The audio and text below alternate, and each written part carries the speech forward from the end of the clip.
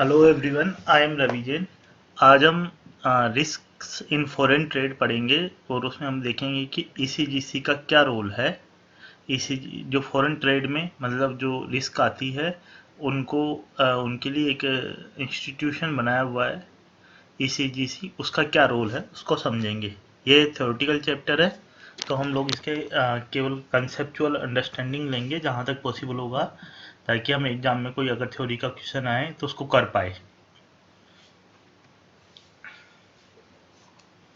तो सबसे पहले तो ईसीजीसी का जो नेम है, जो ईसीजीसी है वो उसका नाम है एक्सपोर्ट क्रेडिट। ये क्या है, ईसीजीसी लिमिटेड है। ये क्या है, गवर्नमेंट ऑफ इंडिया का इंटरप्राइज है जो कि ministry of commerce and industry में आता है। 1957 में ये इस्टेब्लिश हुआ था और इसका नाम है export credit guarantee corporation of India of India. अब ये क्या है कि जो एक्सपोर्ट में एक्सपोर्ट और इंपोर्ट दोनों हैं तो इंटरनेशनल ट्रेड है तो उसमें रिस्क होती है। क्यों रिस्क होती है? क्योंकि एक्सपोर्टर है और इंपोर्टर है, दोनों अलग अलग जगह हैं, तो बहुत सारी रिस्क ऑब्वियसली आ जाएगी। तो एक्सपो हमारा पर्पज है क्या है, एक्सपोर्टर को प्रमोट करना। और एक्सपोर्टर को प्रमोट करने के लिए हम लोग क्या करेंगे, ये जो जो ये क्या करता है, ये जो एक्सपोर्टर को प्रमोट करने के लिए, एक्सपोर्ट को प्रमोट करने के लिए कुछ जो रिस्क है उनको अवॉइड करने के लिए एक्सपोर्टर को सपोर्ट करने के लिए क्या देता है, क्रेडिट गारंटी देता है। क्रेडिट की जो इंश्योरेंस देता है, क्रेडिट की गारंटी एंड इंश्योरेंस देता है। मेन काम इसका है इंश्योरेंस और गारंटी फैसिलिटी देना। इसका मतलब क्या है कि जैसे एक्सपोर्टर है उसको, जो एक्सपोर्टर है उसको क्या है कि जब मतलब बाहर से जो इंपोर्टर को सामान भेज रहा है तो उसके बाद पेमेंट आना है, तो वो तो बाद में आएगा, तो उसका इंश्योरेंस होना ज़रूरी है। नहीं आ पाया तो क्या होगा? तो वो सारी चीज़ें हैं, उनके लिए क्या करते हैं, ये एक्सपोर्टर को गारंटी देते हैं। पहले इंटरनेशनल ट्रेड की जो रिस्क है ये एक्सपोर्टर और इंपोर्टर दोनों के हिसाब से बताई हुई है, आपकी बुक में उनको ब्रीफ बताया हुआ है। एक होती है बायर रिस्क। बायर रिस्क का मतलब, क्योंकि एग्जाम में आ सकती है इसलिए हमने लिया है। बायर रिस्क का मतलब जो कि बायर रिस्क का मतलब बायर के कारण हो सकती है, बट ये फेस कौन करेगा, इनको सेलर करेगा। तो ध्यान रखना है कि मतलब सेलर फेस करेगा, सेलर मतलब जो सेल कर रहा है वो फेस करेगा बायर की रिस्क। बायर की रिस्क मतलब बायर ने मना कर दिया, मतलब हमारे एक्सपोर्टर ने सामान भेजा और जो हमारे एक्सपोर्टर ने, जब हमारे एक्सपोर्टर है ये, और ये हो गया इंपोर्टर, ठीक है। एक्सपोर्टर हो गया सेलर, जो कि हम इंडिया के रिस्पेक्ट में बात कर रहे हैं, हम लोग देख रहे हैं, और ये हो गया बायर। तो जो एक्सपोर्टर है वो कौन से रिस्क से एक्सपोज होगा? बायर रिस्क से, क्योंकि जो ये होती है सेलर द्वारा फेस की जाती है, सेलर द्वारा फेस की जाती है। तो हो सकता नहीं कि बायर को ये सामान भेजे तो सामान लेने से मना कर दे बायर, एक तो नॉन एक्सेप्टेंस बोल दे, पेमेंट नहीं करे, ये भी बोल दे, क्वालिटी का कुछ इशू ले आए, क्रेडिट का कुछ पेमेंट नहीं करे, ये सारे इशू आ सकते हैं ना बायर को, तो वो सेलर को। तो ये जो होगी बायर रिस्क। तो एक्सपोर्टर, मान लो एग्जाम में क्वेश्चन आ जाए, एक्सपोर्टर कौन सी रिस्क से एक्सपोज होगा, बायर से या सेलर से? एक्सपोर्टर इज सेलर, तो जो सेलर है वो फेस करता है उसको बोलते हैं बायर की रिस्क, मतलब बायर के कारण सेलर को फेस होने वाली रिस्क। दूसरा होता है सेलर रिस्क। सेलर रिस्क का मतलब क्या हो गया कि ये एक्सपोर्टर सेलर के कारण बायर को, सेलर के कारण बायर को जो रिस्क होती है, ये कौन सी रिस्क हो सकती है कि मान लो ये सामान फिर शिपमेंट ही नहीं करे, कि एडवांस पेमेंट मिल गया पर ये सामान से जो सेलर है वो शिपमेंट करे या नहीं करे, पुअर क्वालिटी वाला सामान शिप कर दे, ये सारी रिस्क है। फालतू में डिले हो जाए, कर जाए, ये सारी रिस्क है। उसको क्या बोलेंगे? सेलर रिस्क बोलेंगे, जो कि बायर फेस करता है। जो अभी इस चैप्टर में हमारा फोकस रहेगा जो बायर रिस्क है उस पे रहेगा, क्योंकि हमारे एक्सपोर्टर का हमारा ध्यान है। जो ये ईसीजीसी है वो इस बायर रिस्क को, मतलब जो कि हमारा एक्सपोर्टर है, जो कि सेलर है, वो फेस करता है बायर रिस्क को, उसको एलिमिनेट करने की कोशिश करेगा। एक तीसरा होता है शिपिंग रिस्क। शिपिंग रिस्क का मतलब होता है अदर इंटरमीडिएटरीज। अदर इंटरमीडिएटरी का मतलब न बायर का लेना देना न सेलर का। जैसे बीच में कोई भी हो अंडर, मान लो शिपिंग कंपनी के कारण कुछ प्रॉब्लम आ गई, कोई एजेंट्स है उसके कारण कुछ प्रॉब्लम आ गई, पोर्ट अथॉरिटीज के कारण आ गई, लोकल ट्रांसपोर्टर्स के कारण आ गई, लोडर्स के कारण आ गई। इसके कारण क्या हो गया कि या तो डिले हो गया, शिपमेंट टाइम पे नहीं हो पाया, गुड्स मिस हैंडल हो गए, गुड्स पता नहीं कहाँ चले गए, गलत जगह डिलीवर हो गए, ऐसे बहुत सारी चीज़ें हो सकती है, वो शिपिंग रिस्क है। तीसरा जो अदर रिस्क है, credit risk, legal risk, country risk, political risk, operational risk and exchange risk. ये हमने लोगों ने पहले ही ये सारी रिस्क हमने पढ़ी है ऑलरेडी कि पुराने चैप्टर्स में, इसलिए हम लोग उनको रिवाइज नहीं करेंगे। जो कंट्री रिस्क है उसका मतलब हो गया कि वो पर्टिकुलर कंट्री से रिलेटेड रिस्क है, कि उस कंट्री, जो मान लो कि सेलर या बायर की कंट्री में जो रिस्क में डेवलपमेंट होने के कारण जो रिस्क बनती है उसको बोलते हैं कंट्री रिस्क। पर जो कंट्री रिस्क काफ़ी इम्पोर्टेंट है ड्यू टू दिस रीजन की, या इसको पॉलिटिकल रिस्क का पार्ट है ही। आप लोग पहले हम लोगों ने पहले देखा था कि कि ये कंट्री वाइज ईसीजीसी जो है इंस्टीट्यूशन, उसने क्या किया हुआ है, इस 7 कैटेगरी में डिवाइड करती है कंट्रीज को रिस्क के हिसाब से। ये भी कई बार एग्जाम में क्वेश्चन आ जाता है कि इनसिग्निफिकेंट रिस्क वाली कंट्रीज को रखती है A1 में, लो रिस्क वाली कंट्रीज को रखते हैं A2 में, मॉडरेटली लो को रखती है B1 में, मॉडरेट रिस्क को B2 में, मॉडरेटली हाई को C1 में, हाई रिस्क को C2 में, वेरी हाई रिस्क को D में। तो ये ईसीजीसी ने बनाई हुई है, पर आरबीआई ने बोला हुआ है, आरबीआई ने बोला हुआ है कि भाई हर बैंक अपने अपने हिसाब से बना सकता है, कंट्री रिस्क की प्रोफाइलिंग कर सकता है कि यार ये कंट्री की किस रिस्क में आता है। पर कई लोग ईसीजीसी वाला भी फॉलो कर लेते हैं, ऐसा है। मतलब आरबीआई ने बोला कि आप अपनी बना सकते हो, फॉलो कर लो तो कर लो, वो अलग चीज़ है।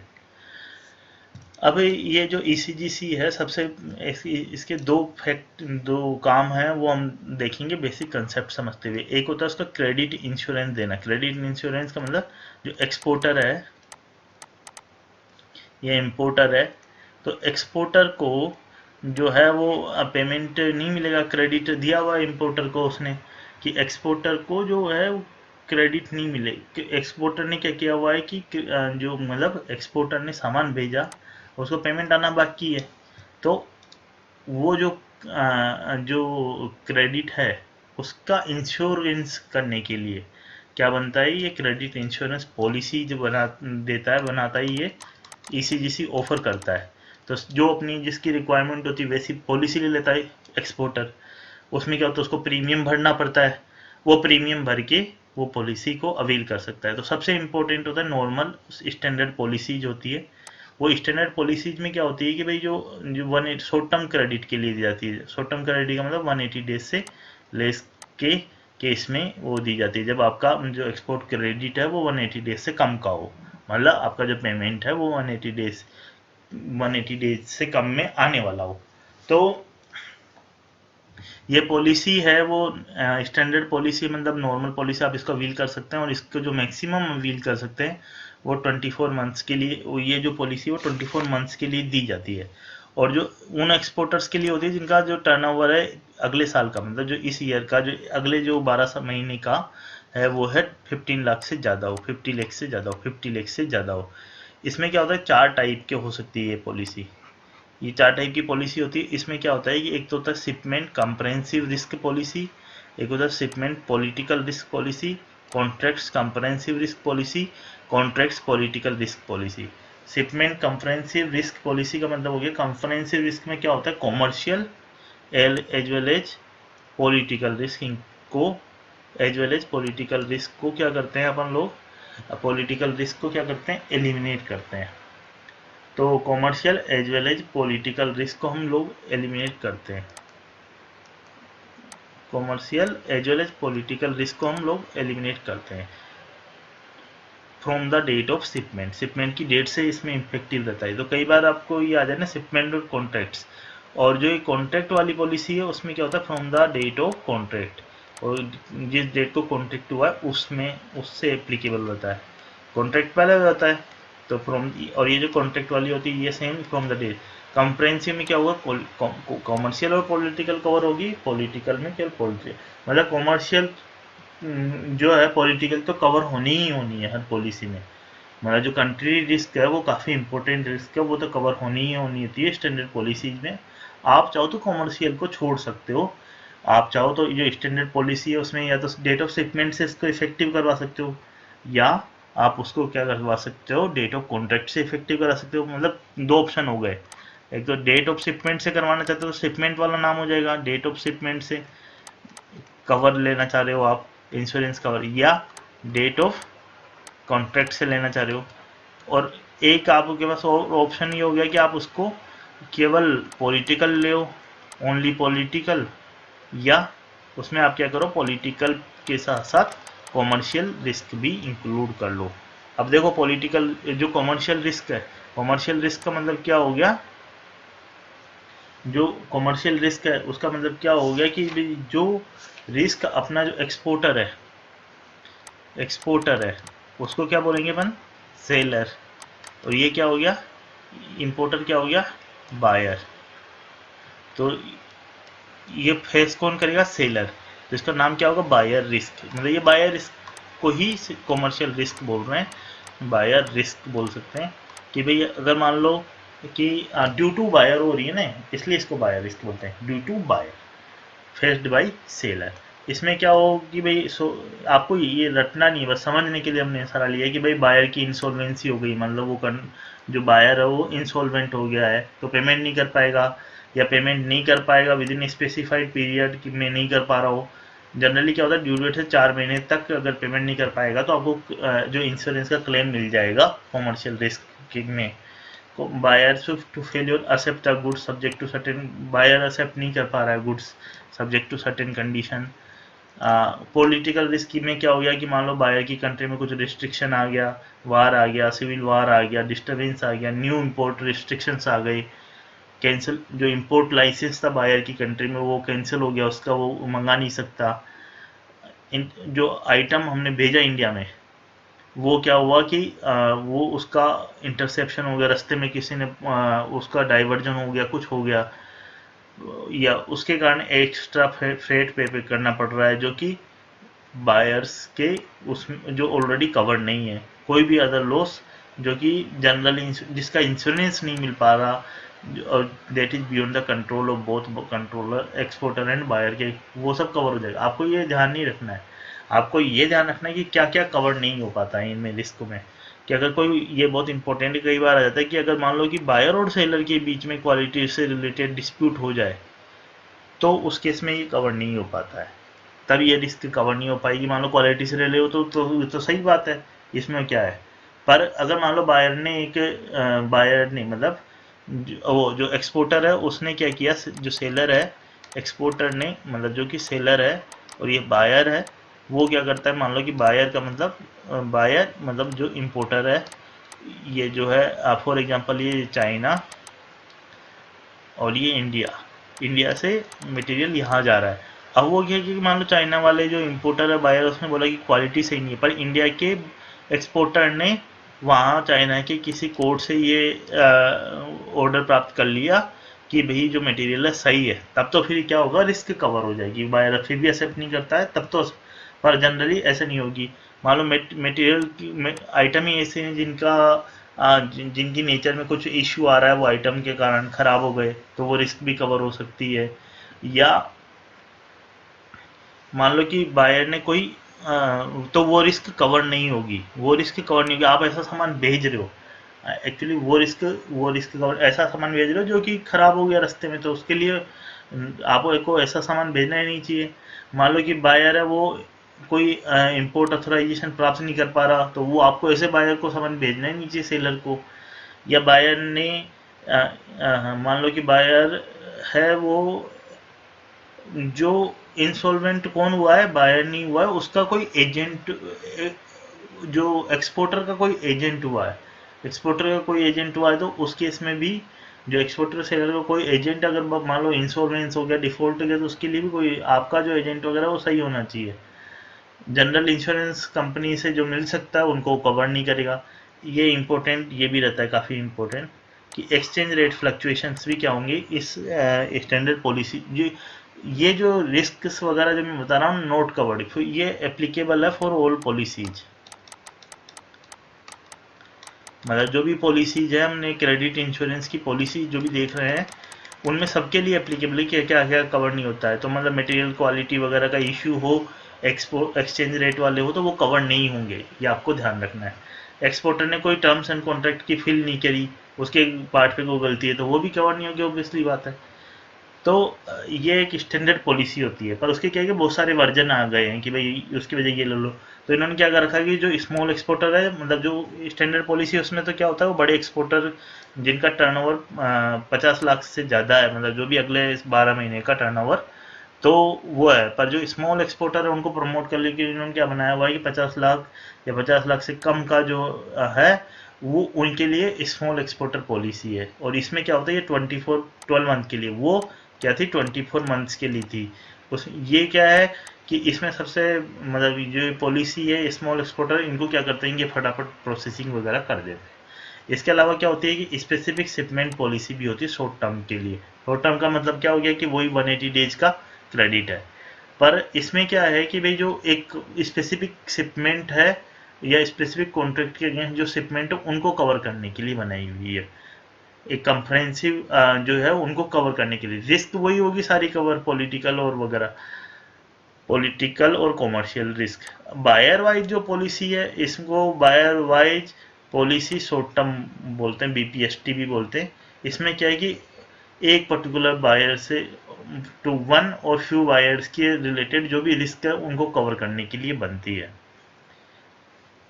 इसी का एक दूसरा वर्जन है बायर एक्सपोजर पॉलिसी।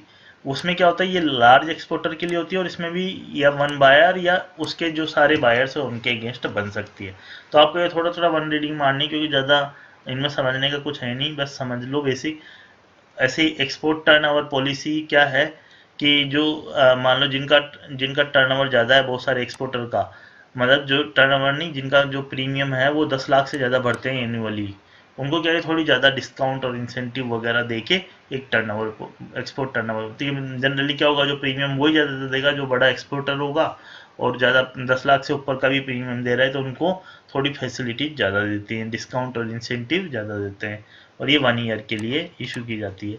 तो आप कोशिश करिए कि, पर इसमें ज़्यादा रटने की कोशिश मत करिए, बेसिक कंसेप्ट समझ लीजिए, उतना ही काफ़ी है। इसके अलावा क्या होता है कि कंसाइनमेंट एक्सपोर्ट पॉलिसी भी होती है। उस केस में क्या होता है कि जो कंसाइनमेंट एक्सपोर्ट पॉलिसी में क्या होता है कि कई बार क्या होता है कि अपने यहाँ से सामान वहाँ जाता है, बाहर कंट्री में एक्सपोर्टर भेजता है, और वहाँ क्या होता है कि वो उनके जो भी स्टोरेज है, वेयर हाउसेज है, वहाँ पर वो स्टोर कर लेता है। फिर उसके बाद क्या होता है कि जिस जैसे से बायर को ज़रूरत होती है, कोई को पता नहीं है, वो जब भी ज़रूरत हो वैसे रेडी सेल होता है, ऐसे भेजते हैं। तो इसमें क्या होता है कि जो आप लोगों ने शिपमेंट किया और जो एक्चुअल में उसकी सेल होगी उसमें बहुत टाइम लगेगा, तो उसमें क्या होता है कि नुकसान ज़्यादा हो सकता है। तो कंसाइनमेंट उसके लिए एक अलग से पॉलिसी बनाई हुई है, उसको कंसाइनमेंट एक्सपोर्ट पॉलिसी बोलते हैं। ऐसे ही क्या है कि IT enabled service policy single customer, इसको साइट्स भी बोलते हैं। इसका मतलब क्या हो गया, सिंगल कस्टमर, एस का मतलब single customer, IT enabled services, IT enabled services. इसका मतलब क्या हो गया कि आप किसी मान लो कि बाहर की कंट्री में आईटी से रिलेटेड सर्विसेज प्रोवाइड करवा रहे हैं, जो कि मतलब जनरली सॉफ्टवेयर वाली या कोई सर्विस प्रोवाइड करा रहे हैं, आप एक्सपोर्ट कर रहे हैं, मतलब आप जो एक्सपोर्टर वो भेज रहा है, तो उनके लिए अलग से पॉलिसी बनाई हुई है, उसका नाम है साइट्स। ठीक है, तो मान लो एक्सपोर्टर कोई आईटी, मान लो कि कोई भी आईटी वाली चीज़ यहाँ भेज रहा है, कहाँ पर, और उसको पेमेंट मिलता है। मान लो कोई सर्विस प्रोवाइड करा रहा है, मतलब कि डाटा एंट्री की फॉर एग्जांपल प्रोवाइड करा रहा है, और उसको रेगुलर बेसिस पे पेमेंट मिलता रहता है, तो उस केसेज में क्या होगा कि मतलब ये आप ये साइट्स यूज़ कर सकते हैं। साइट में क्या है कि एलसी ओपनिंग बैंक की रिस्क भी इंक्लूडेड है। एलसी ओपनिंग बैंक का मतलब यहाँ पर जो इम्पोर्टर है वो अपने कंट्री में एलसी खुलवाएगा ना, तो अगर मान लो वो एलसी ओपनिंग बैंक है वो पेमेंट नहीं दे एक्सपोर्टर को, तो उस केस में वो भी इंक्लूड है। अभी तक तो बायर रिस्क इंक्लूड थी, मतलब जो कॉमर्शियल रिस्क है और पॉलिटिकल रिस्क, पर एलसी ओपनिंग बैंक भी डिजोल्व हो जाए तो, या उसका इंसॉल्वेंट हो जाए, तब भी वो रिस्क भी इंक्लूडेड है। इसमें 80% कवर इंक्लूडेड होता है 12 मंथ्स के लिए। आप लोग देखेंगे कि जो ये सारी क्रेडिट इंश्योरेंस है इसमें क्या होता है कि 90% 80% ऐसा कवर ही इंक्लूड होता है। 10% जो एक्सपोर्टर है उसको खुद को बियर करना पड़ता है, क्योंकि ये तो रिस्क है तो शेयर करनी पड़ेगी ना। तो केवल 80% 90% ही होता है, ठीक है। और ये 12 मंथ के लिए होती है। आप हो सके याद रखने की कोशिश करें तो करिए, पॉसिबल होता है याद रख लीजिए, 2-3 बार पढ़ेंगे शायद याद भी हो जाएगा। ऐसे ही जो SME है पॉलिसी है वो अलग से बनाई हुई है। वो क्या है, स्मॉल मीडियम एंटरप्राइजेज के लिए।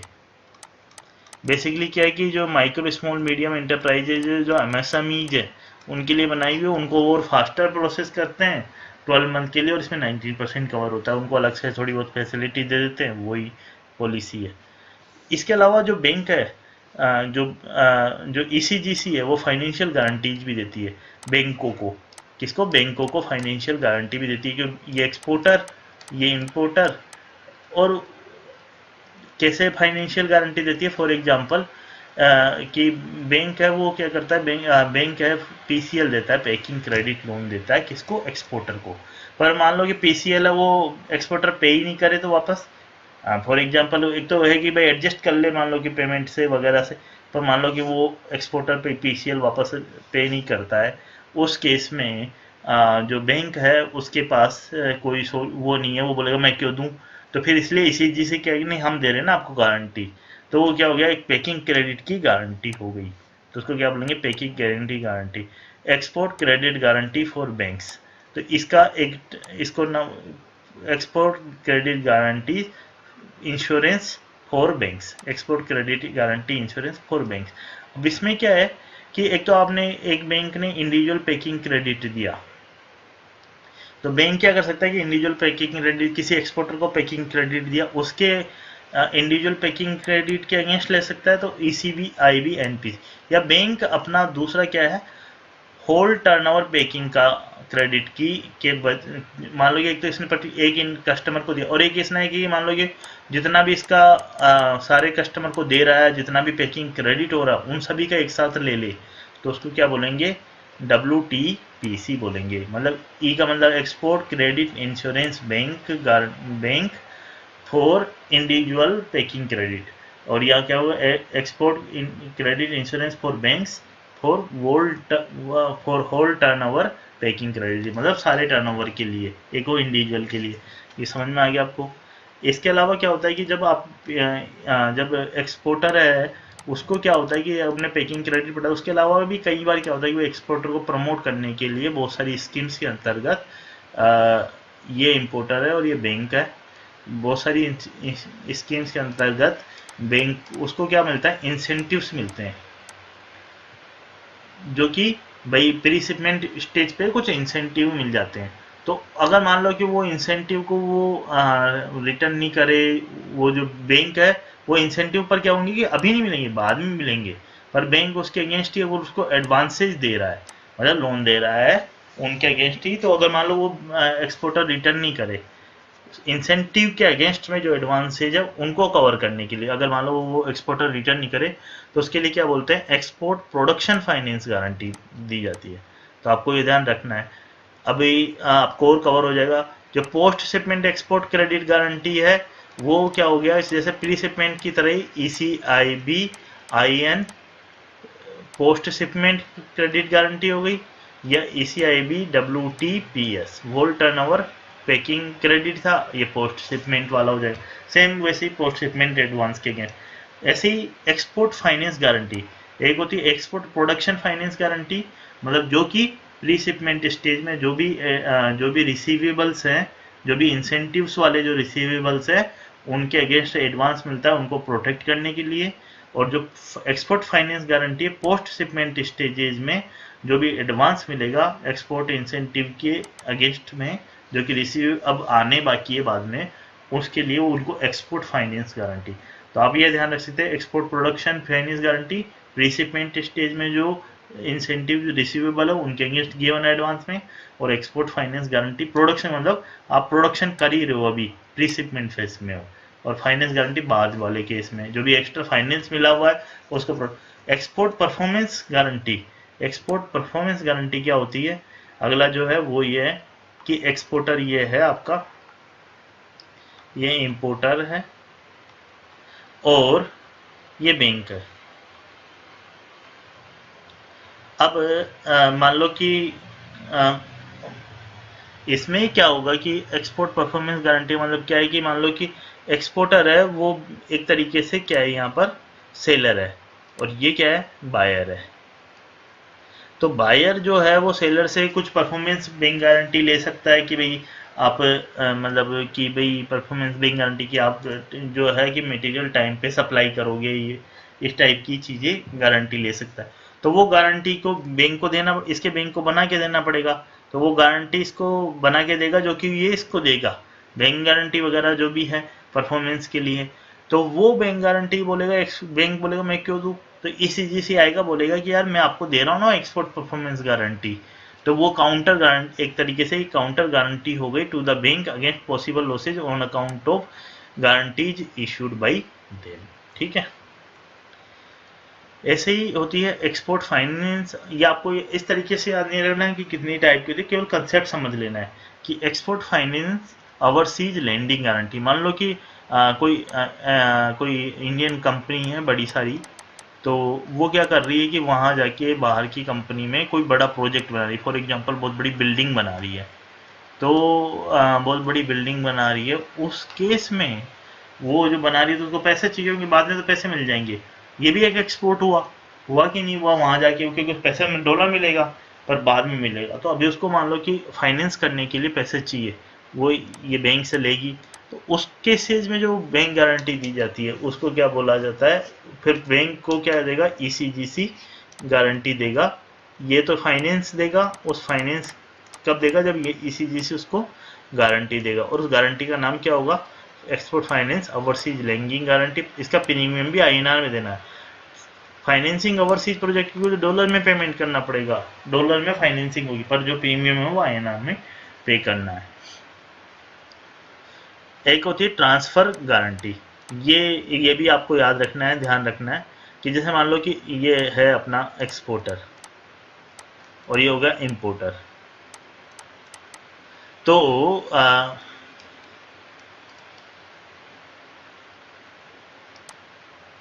ये इंपोर्टर, तो एक्सपोर्टर इंपोर्टर, तो एक्सपोर्टर क्या होगा, इंपोर्टर से क्या मांगेगा, लेटर ऑफ क्रेडिट मांगेगा, और यहाँ पर ये इश्यूइंग बैंक से लेटर ऑफ क्रेडिट दिलवाएगा। पर उसके बाद जो मान लो कि यहाँ इंडिया में कोई बैंक है, वो कई बार क्या बोल देता है कि एक्सपोर्टर बोल देता है नहीं कि भाई आप उससे कंफर्म करवाओ इंडिया बैंक से। तो कोई बैंक अगर कंफर्मिंग बैंक का काम कर रहा है तो वो बोलेगा कि यार मेरे को क्या पता कि बाद में पेमेंट नहीं, कंफर्मिंग बैंक का मतलब वो गारंटी ले रहा है कि पेमेंट करना ही पड़ेगा, अंडरटेकिंग लेता है ना कंफर्मिंग बैंक। इंडिया का कोई बैंक अगर मानो कंफर्मिंग बैंक का काम कर रहा है तो वो बोलेगा मैं क्यों करूं, फिर से क्या होगा, एक्सपोर्ट में डिले होगा सारा चीज़ प्रोसेस की। तो इसी से बोलेगा मैं हूं ना, आपको मैं गारंटी दे रहा हूँ। आप कौन सी गारंटी दोगे, वो ट्रांसफर गारंटी देगा। तब वो क्या कर सकता है, जो ये कंफर्मिंग बैंक है वो तो आराम से क्या कर देगा कि उसको एक्सपोर्ट ये कंफर्मेशन दे देगा एलसी का। ठीक है, इसके अलावा होता है एक्सचेंज फ्लक्चुएशन रिस्क कवर। ये मतलब क्या होगा कि हमने लोगों ने देखा था कि भाई जो सारे क्रेडिट इंश्योरेंस थे, अभी जो इससे पहले वाले पार्ट देखे थे, उनमें कोई भी एक्सचेंज फ्लक्चुएशन वाली रिस्क कवर नहीं होती थी। अगर फिर भी मान लो कि मान लो कि एस पर अगर ये गारंटी में क्या होता है कि ये रिस्क कवर मिल जाते हैं, और इस वाले में अगर आपको स्पेशल से कवर लेना पड़ेगा, एक्सचेंज फ्लक्चुएशन रिस्क कवर। इस रिस्क कवर में क्या है, ये स्पेशल रिस्क कवर है। इसमें क्या है कि जो है मान लो कि ये तब है कि जब आपका पेमेंट है वो 12 मंथ से 15 ईयर्स के बीच में आएगा, मतलब कि तभी तो मान लो कि जो एक्सपोर्टर है उसका जो है, ये एक्सपोर्टर और ये इंपोर्टर, और जो है इसका पेमेंट ड्यू है वो 12 मंथ में आएगा। मान लो फॉर एग्जांपल यहाँ से डॉलर आना है, पेमेंट आना है, तो यहाँ से इंपोर्टर इसको पेमेंट करेगा फॉर एग्जांपल डॉलर में, पर वो आएगा 12 महीने के बाद। मतलब अगर 12 महीने से कम होगा तो ये नहीं कवर प्रोवाइड करेंगे, 12 मंथ बहुत कम टाइम होता है। तो 12 मंथ से ज़्यादा होना चाहिए, 15 ईयर से कम होना चाहिए, 15 ईयर से 15 टाइम है। तो उसके इसकी क्या होती है, स्कीम होती है, ये आपको थोड़ा अच्छे से समझ में आ जाए तो बहुत इंपॉर्टेंट है। इसमें क्या होता है कि भाई जैसे मान लो डॉलर कम ज़्यादा होगा तो जो भी पैसे आना है, जो भी पैसा आना है, मान लो डिसाइड किया हुआ है कि 500 डॉलर आना है फॉर एग्जांपल पेमेंट, और वो क्या करते हैं कि रेफरेंस बना लेते हैं कि $500 का मतलब मान लो कि 500 इंटू 70 मान लो उन्होंने डिसाइड कर दिया कि रेफरेंस प्राइस है। अब उसमें मान लो क्या हो गया कि $70 से 2% ऊपर, या मान लो कि या हम लोग 500 को तो भूल जाते हैं, मेन बात यह है कि अपन वही हमने डिसाइड कर दिया कि $1.70 से है। तो अगर ये मान लो कि 2% से ज़्यादा वेरिएशन होता है, 2% से 35% के बीच में वेरिएशन होता है, चाहे डॉलर बढ़ जाए मतलब $70 का 2% एक्स्ट्रा बढ़ जाए, चाहे कम हो जाए, बढ़ जाएगा मान लो कि डॉलर $70 से ज़्यादा बढ़ जाएगा तो जो एक्सपोर्टर है उसको तो फ़ायदा होगा, पर मान लो 70 का 75 हो जाए, फॉर एग्जांपल 70 का 75 रुपीज़ हो जाए, 70 का 75 रुपीज़ हो जाए, कितना भी हो जाए 2% से 35% रेंज में, तो बढ़ जाए तो भी क्या होगा कि उसको ECGC लेगा पैसे को। और अगर मान लो कम हो जाए, फॉर एग्जांपल 70 रुपीज़ की जगह ये हो जाए 69 रुपीज़, तो भी क्या होगा कि ECGC उसको बोन करेगा और उसको 70 रुपीज़ ही देगा। अगर 2% से 35% के बीच में लॉस या गेन होगा तो क्या होगा, उसको कौन बियर करे, उसको या तो बियर या उसका एडवांटेज कौन लेगा, ECGC लेगा। हमारा 2% से कम 2% से ज़्यादा का गेन है, 2% से कम का गेन है, तो वो बायर के अकाउंट, वो जो जिसने भी कवर लिया है उसके अकाउंट में रहेगा। 2% से कम का लॉस है तो वो भी उसके अकाउंट में रहेगा। 35% से ज़्यादा का लॉस है तो भी किसके अकाउंट में रहेगा, जो जिसने कवर लिया उसके अकाउंट में, मतलब जो एक्सपोर्टर उसके अकाउंट में। और 35 ईयर से ज़्यादा का गेन है, तो 35% से ज़्यादा का गेन है तो वो भी उसके अकाउंट में। तो ये आप लोग, ये काफ़ी अच्छा कंसेप्ट है। इसके अलावा इसमें एक और कंसेप्ट आता है कि भाई जो ECGC वो फैक्टरिंग का भी काम करता है, वो एज ए फैक्टर का काम करता है। और हम लोगों ने देखा था कि फैक्टर क्या होता है कि जैसे मान लो एक्सपोर्टर है, ये बायर है, ये सेलर है और ये बायर है, तो जो इंपोर्टर है बीच में फैक्टर आता है, तो ECGC से एक फैक्टर का काम भी करता है। और ये फैक्टर क्या करता है कि इसके जो सारे बुक डेब्ट्स हैं उनको परचेज कर लेता है और बायर से पैसे कलेक्ट करता है और इसको पहले दे देता है। पर इसके अलावा ये पर ECGC क्या करता है कि इसके बजाय जो उसको जो प्रोसेस होती है उसको बोलते हैं एडवांस फैक्टरिंग, जो हम लोगों ने पहले देखी थी। पर ECGC जो यहाँ काम करता है वो एडवांस फैक्टरिंग नहीं करता, मैच्योरिटी फैक्टरिंग करता है। मैच्योरिटी फैक्टरिंग में क्या होता है कि भाई ये जो फैक्टर है ना इसको पेमेंट अभी नहीं करेगा, फैक्टर तब पेमेंट करेगा जब ड्यू डेट आ जाएगी, या मतलब एक्सपोर्टर ने जिस दिन बिल ड्रॉ किया उस दिन पेमेंट नहीं करेगा, जब ड्यू डेट आएगी तब पेमेंट करेगा। या जो उससे पहले मान लो इधर से पेमेंट आ गया इंपोर्टर का तो उससे पहले कर देगा, पर उस मेच्योर होने पे फैक्टरिंग करेगा। तो वो, पर ये उसमें भी बैंक को फायदा, इसमें भी एक्सपोर्टर को फायदा रहता है, रिस्क नहीं है वो, क्योंकि जो ड्यू डेट है उस पर तो पेमेंट कर ही देगा। समझ रहे हैं आप? इसको समझने के लिए हम लोग इसको दोबारा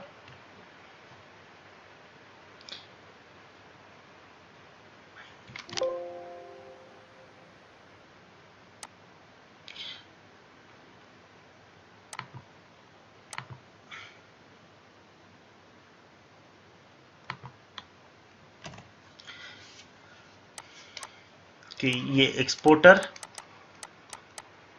ये कई बार आ सकता है, इसलिए हम लोग इसको समझ लेते हैं इंपोर्टर। और ये हो गया अपने, इसको हम लोग बोल सकते हैं सेलर, और ये बायर। और ये हो गया आपके पास फैक्टर। तो एक तो होती है एडवांस फैक्टरिंग जो अपन लोगों ने पिछले चैप्टर में पढ़ी थी, उसमें क्या होता है कि फैक्टर इसको पेमेंट कर देता है, इसके जो बुक डेब्ट्स इसको पेमेंट करके जो भी पेमेंट है वो कर देगा और इससे बाद में पेमेंट होता रहेगा। ये तो एडवांस हो गया। और मैच्योर वाले में क्या होता है कि एक्सपोर्टर ये है और ये इंपोर्टर है, उसमें फैक्टर क्या कब पेमेंट करेगा, इसको इससे कलेक्ट करेगा, उसको ड्यू डेट बता देगा, पर फैक्टर इसको पेमेंट करेगा, जो भी ड्यू डेट है उसी पे पेमेंट करेगा। मान लो ड्यू डेट के बाद इंपोर्टर से पेमेंट आया तो उस केस में फैक्टर ही मतलब रिस्पॉन्सिबिलिटी लेगा उस तरीके से। तो ये जो मैच्योरिटी वाली फैक्टरिंग है वो मतलब वो ही क्रेडिट वर्दीनेस वगैरह देख के उस हिसाब से काम चलाते हैं, ये उस हिसाब से अलाउ करते हैं। ये इस चैप्टर के बेसिक कंसेप्ट हैं। तो आपको ये सारे कंसेप्ट होप समझ में आए होंगे। हमने थोड़ा जल्दी जल्दी बताया है बिकॉज ये चैप्टर मतलब केवल कंसेप्चुअल अंडरस्टैंडिंग के हिसाब से ही इम्पोर्टेंट है। Thank you very much.